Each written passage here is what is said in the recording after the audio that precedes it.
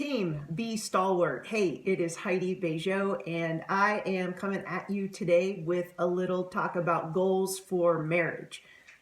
Marriage, one of my favorite topics. For those of you that don't know, well, first, let me back up. For those of you that are in Kansas, yes, I'm rocking a Colbert Hills purple Manhattan quarter zip that I actually just got from Inga not long ago, so thanks. Inga and I joke around when I get clothes from her, since she's my younger sister. We call them hand-me-ups, not hand-me-downs. So I'm rocking a hand-me-up today from Inga. Inga, thanks for sending this my way. I love it. And obviously I'm already wearing it. So talking about marriage though. So when we look at goals, one thing before I jump into the marriage part, what I want to make sure everybody understands, because we got a couple questions in comments for the last couple posts from folks, is where do I find the files with the worksheets? So if you haven't found those, that's a kind of a critical piece to all of this, because they have some thought-provoking questions. And again, we are using a format from a guy by the name of Michael Hyatt. I want to give credit to him for this resource. And it's called his Powerful Goals Playbook or something like that. But the person we're using that from is Michael Hyatt. And the files that we're referring to, so if you are accessing My Challenge Tracker from your computer, right under where the My Challenge Tracker part is, you'll see a horizontal navigation bar, and it will say like group feed and I forget what else. And then on the far right, it will say files. So if you're on your computer, that's where it will be. And you'd click on files, and then it will show you all the things we've uploaded so far. If you are on My Challenge Tracker on your phone, then what you need to do is get into the group feed. And the way that you do that is in the bottom of the screen on your phone, there will be an icon that looks like 3 people standing beside each other. If you tap that, that will take you to the group feed. And then in the upper, it's about like a third down or kind of in that upper window, part of the window, you'll see where it says info and files.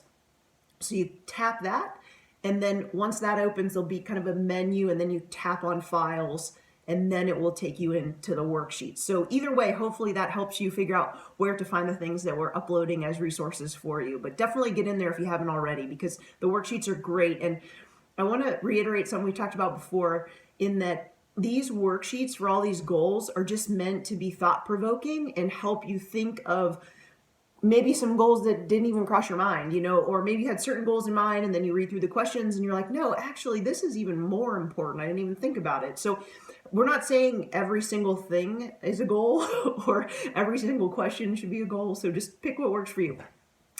So anyway, enough about that. So today we're going to talk about marital goals or partnership goals or whatever you got going with a spouse, significant other, whatever.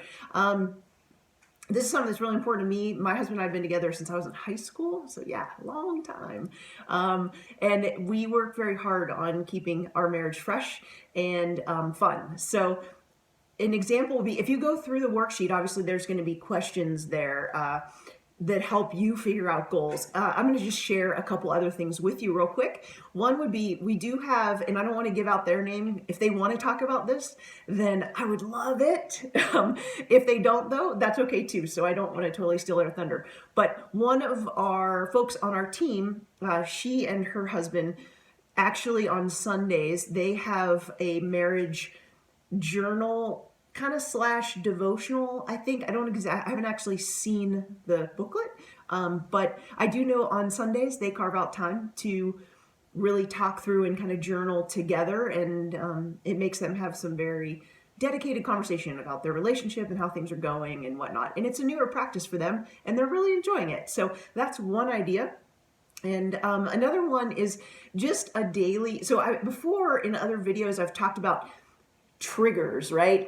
And using alarms as triggers on your phone. So for me, one thing I do, and my husband and I kind of joke about this, not joke about it, but we both, our anniversary is September 24th. And this has been something that I've done for a long time with a phone trigger. And my husband doesn't have a phone trigger, but this time comes up a lot. And it's funny how often we'll look at our watch or our phone, and it will be 9:24 a.m. or 9:24 p.m.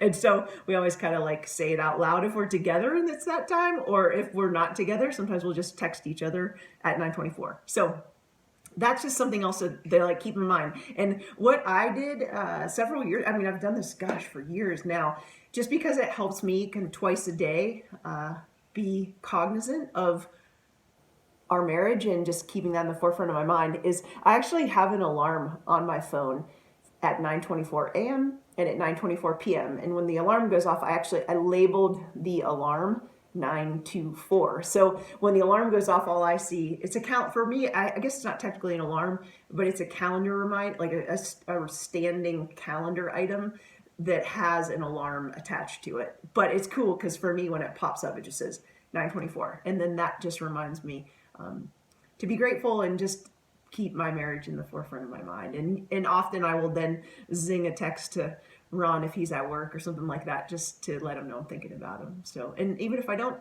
it keeps me thinking about it myself. So just a fun little idea that maybe would work for you. In the evening, when that alarm goes off, that's kind of part of my wind it down. So I've mentioned this before too for trigger alarms, and this is getting off the marriage topic, but I'll come back to it, I promise.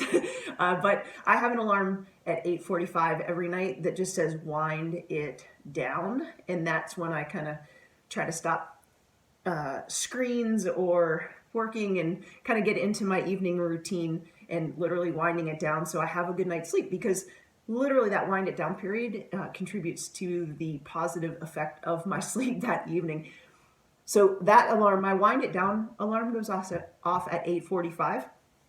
And if for some reason I'm slacking, then I have my 9:24 p.m. alarm that goes off after. And that means, no, really, first off, it means, hey, honey, I love you, and it's time I'm going to get ready for bed or whatever. And secondly, it also means if I haven't done my wind it down and I've kind of like slacked on that, then it just means like, for real, it's time to start winding it down. So I hope that serves you as a couple extra ideas. I hope the worksheets serve you, and get in there and take a look at it. And if you do have any questions or you can't find them based on the description that I have earlier in this video, please reach out to Inga and I, and we'll help you get in there so you have those available. All right, gang, keep it up. It's hump day.